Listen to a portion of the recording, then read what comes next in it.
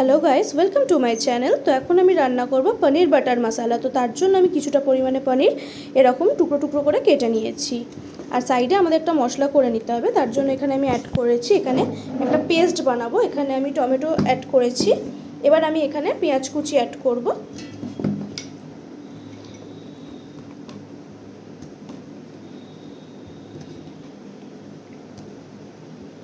এবার এখানে আমি কিছুটা পরিমাণ কাজু দেব।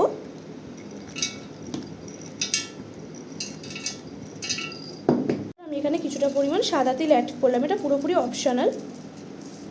এর জন্য আমি এখানে 2 চা চামচ মতো কাশ্মীরি লাল মির্চ অ্যাড করছি, এতে পেস্টটা দেখতে খুব সুন্দর হবে। এরপর আমি পেস্টটা বানিয়ে নেব। তো পনিরটা করার জন্য এখানে আমি কড়াই নিয়ে নিয়েছি, আর কড়াই কিছুটা পরিমাণ সাদা তেল অ্যাড করছি। 2 চা চামচ মতো এখানে আমি সাদা তেল অ্যাড করেছি। এর সাথে আমি একটু বাটার অ্যাড করব।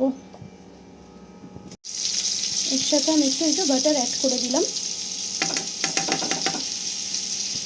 তো পনিরগুলো এখানে দেওয়ার পর এখানে আমি কিছুটা পরিমাণ নুন অ্যাড করে দিলাম।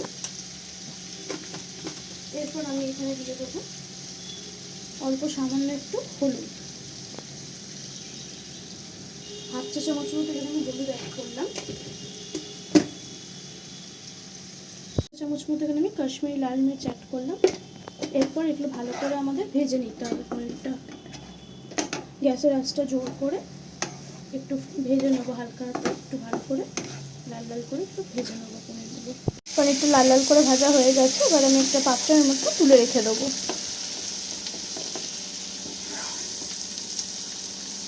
পনিরগুলো সব তুলে রেখে দেবো আলাদা করে।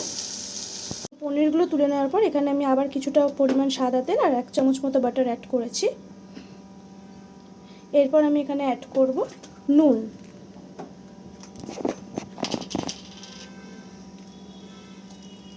এখানে আমি 1 চা চামচ মতো নুন অ্যাড করলাম।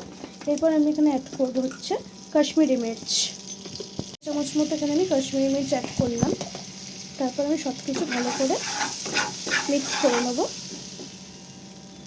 আর ঝালের জন্য আমি এখানে 1 চা চামচ গুঁড়ো লঙ্কা ব্যবহার করেছি।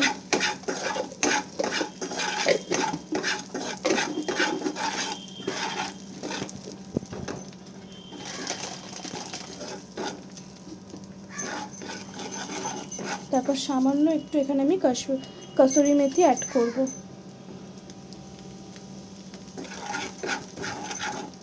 এরপর আগে থেকে পেস্ট যেটা করে রেখেছিলাম সেটা আমি এর মধ্যে অ্যাড করে দেবো।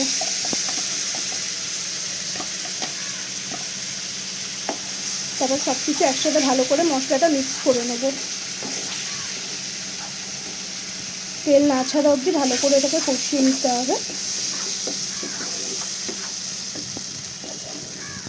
সব কিছু মিক্স করার পর এখানে আমি 2 চা চামচ মতো আদা রসুন আমি অ্যাড করলাম। এখানে আমি আদা রসুনের পেস্ট ব্যবহার করেছি। তোমরা চাইলে যখন পেস্টটা বানাবে মশলার তখন আদা রসুন দিয়ে একেবারে পেস্ট করে নিতে পারো।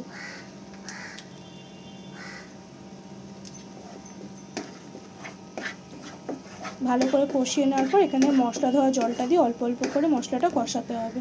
মশলাটা একটু কষে আসার পর এখানে মশলা ধোয়া জলটা আমরা অল্প অল্প করে অ্যাড করব আর ভালো করে মিক্স করে নেব।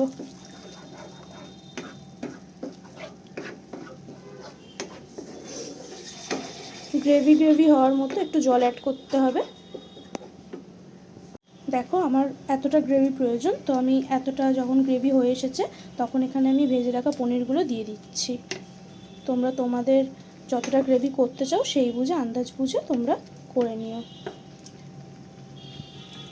তো রেসিপিটি যদি তোমাদের ভালো লাগে অবশ্যই লাইক কমেন্ট এবং ফলো করো, আর বাড়িতে নিশ্চয়ই একবার ট্রাই করে দেখো। দেখো গ্রেভিটা এরকম ফুটে এসছে।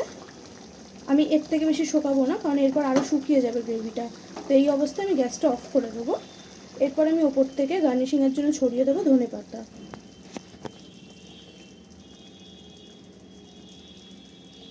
আর এখানে অল্প একটু বাটার অ্যাড করব।